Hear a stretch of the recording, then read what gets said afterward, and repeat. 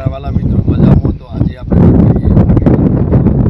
વાત કરીએ તો ઘણા ખરા ટપકથી પણ ફૂલીવરણ થતા હોય છે, મરચું પણ ટપકથી થતું હોય છે, ફૂલાવરણ ટપકથી થતું હોય, ઘણી ખેતી ટપકથી કરે છે. તો આપણે ફૂલાવરણ જે કરવાનું છે તે ફુવારોથી કરવાનું છે, કારણ કે ફુવારોથી કરવાનું કારણ એક જ છે કે ફોડા હાલ સેટ થતા નથી, કારણ કે કમ પડે જેના કારણે ફોડાનું સેટ ઓછું થાય છે અને ટપકથી ઓછું સેટ થાય છે. ઓછું સેટ થવાનું કારણ કે નીંદવામાં થોડી તકલીફ પણ રહે, એટલે આપણે ટપક એક વાળું કરી દીધું ને ફુવારોથી જે ફૂલાવરણ છે તો પણ ફૂલાવરણ ફૂલ સક્ષિત ફુવારોમાં થાય છે, 100% થાય છે. અને તમે પણ વાવી શકો છો ફુવારોથી, ખોડો કરતી અને ટપક કરતી બહુ ફુવારોમાં સારું પણ રહેશે અને ખરપાની બી સુવિધા બહુ સારી રહેશે. તો તમે ભૂલ ના કરતા 100% તમે વાવી શકો છો ફુવારાના માધ્યમથી ખોડો. તે મેં તમને ખેતર તૈયાર કર્યું એ પણ હું વિડીયોના માધ્યમથી તમને મારો વિડીયો પૂરતો જોશો તો તમને પૂરી પણ માહિતી. જય જવાન જય કિસાન. કેમ છો મારા વાલા મિત્રો? મજામાં? તો આપણે જે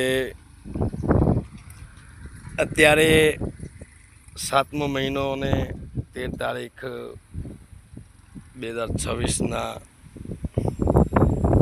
અત્યારે આપણે ફૂલીવરણનો રોપે બધાએ વાવી ચૂક્યા છે ઘણા ખરાના. હવે અત્યારે વાવેતર કરવાનું હોય તો હું ફૂલીવરણનો રોપ તૈયાર થયો એ પણ તમને બતાવું.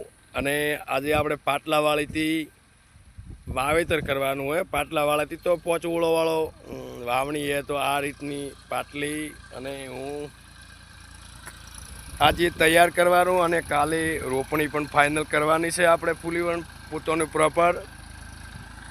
અને પાટલાવાળી પેનની પણ હું તમને બતાવું કે કઈ રીતની ચાલે, મસ્ત અને બહુ સરસ ચાલે રહી.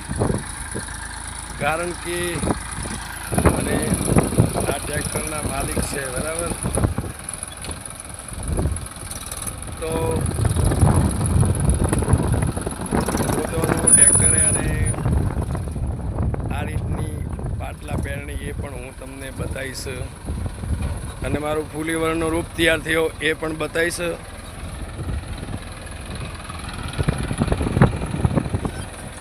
તો આ રીતની પાટલાવાળી છે અને 5 ઓળમ દેખાય. અને આ રીતનું આમાં પાણી જે રોપાને અને ફૂલીવરના રોપાને પાણી પણ ના ઘટે. તો ફૂલીવરના રોપાને પાણી ન ઘટે તો આપણે એના માટે પાટલાવાળી પેરણી લાવી અને ઓળા પણ કઢાઈ નાખે તો બહુ સરસ રહે. અને પ્યોર સોનિયું ખાતર પણ નાખ્યું હોય. અત્યારે જઈ હોય હાલ તૈયાર થાય અને કાલે ફાઇનલ વાવવાનું જ છે, કારણ કે હાલ વરસાદી નથી અને વાવેતર પણ બહુ શું થાય. તો આપણે પાણી ભરાવાની સમસ્યા હોય તો મારા મિત્રો આપણે થોડી પાટલાવાળી હોય ને તો બહુ સરસ રહે. તો આ ઓળે પાણી જતું રહે, જે ઢાળની જમીન છે ત્યાં પણ પાણી જતું રહે, એટલે આપણને એ રોપો ના ઉતરે તો આપણને નુકસાન ના પડે, બરાબર ને. તો એ આપણને નુકસાન ના પહોંચાડે, તો રોપો ના બળે ને કે રોપો પાણીના હિસાબથી બળી જાય. અને તો હું ફૂલીવરણનો રોપ પણ તમને બતાવીશ. ફૂલીવરણનો રોપ હે તો હું તમને બતાવીશ.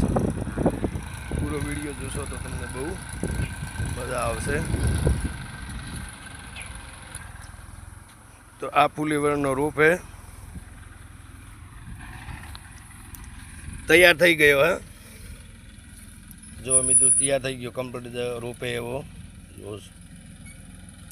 કમ્પ્લીટ રોપાય એવો થઈ ગયો રોપ. જો